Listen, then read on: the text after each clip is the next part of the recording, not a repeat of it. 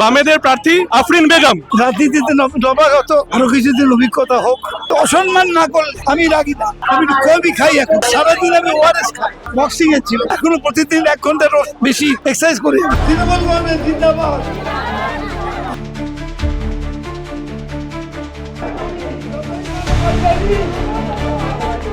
বালিগঞ্জ কেন্দ্র অন্যতম হেভিওয়েট কেন্দ্র কলকাতার শোভনদেব চট্টোপাধ্যায় এখানে তৃণমূলের প্রার্থী।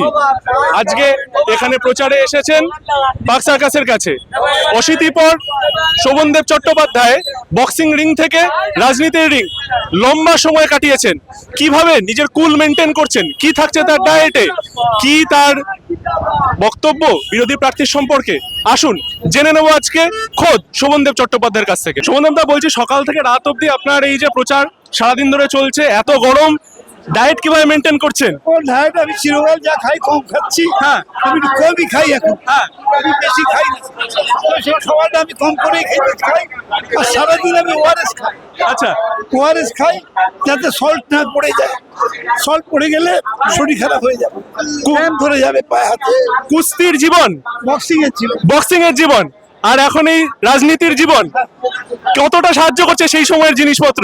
এখনো প্রতিদিন 1 ঘন্টা বেশি এক্সারসাইজ করি। আচ্ছা, এমনি এমনি না, প্রতিদিন করি।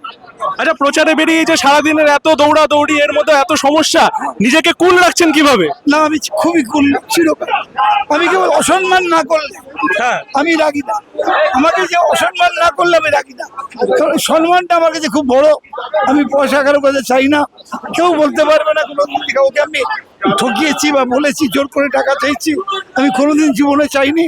কিন্তু আমাকে অসম্মান করলে আমার রাগ হয়। সৌন্দর্য দা, আপনার বিপক্ষে বামেদের প্রার্থী, তরুণ প্রার্থী আফরিন বেগম। আপনার ওনার সম্পর্কে কি অ্যানালিসিস? খুব ভালো মেয়ে, লেখাপড়ায় ভালো, তবে রাজনীতিতে নবাগত আরো কিছুদিন অভিজ্ঞতা হোক, তারপরে এলে ভালো হবে। একেবারে নবাগত, আর কিছু না। ভালো মেয়ে, লেখাপড়া খুব ভালো। আপনি অনেকদিন ধরে ভবানীপুরে এই এখানে প্রচারে রয়েছেন। বালিগঞ্জে আপনি নিজে প্রার্থী। হ্যাঁ, বালিগঞ্জে আপনি অনেকদিন ধরে বিধায়ক। আপনার আগামী এবার জিতলে প্রথম কাজ বালিগঞ্জে আপনার কি হবে? অনেক সমস্যা আছে, জল জমার সমস্যা আছে, পানীয় জলের সমস্যা আছে, রাস্তাঘাট, সবগুলোই আমি চেষ্টা করবো করার। আচ্ছা, যতটা সম্ভব আমি করবো। বক্সিং এর জীবন থেকে রাজনীতির জীবন, এখনো অবধি নিজের ডায়েট একই রকম মেনটেন করে চলেছেন। এই গরমে ভোটের প্রচারে সঙ্গে অবশ্যই থাকছে ওআরএস। এবার সামনে বামেদের তরুণ প্রার্থী আফরিন। সারাদিনের প্রচারে কিভাবে মাথা ঠান্ডা রাখছেন তিনি, সব কিছু জেনে নিলেন শোভনদেব চট্টোপাধ্যায়ের কাছ থেকে। বালিগঞ্জের মানুষ কি ভাবছেন তার সম্পর্কে জানা যাবে 4 মে।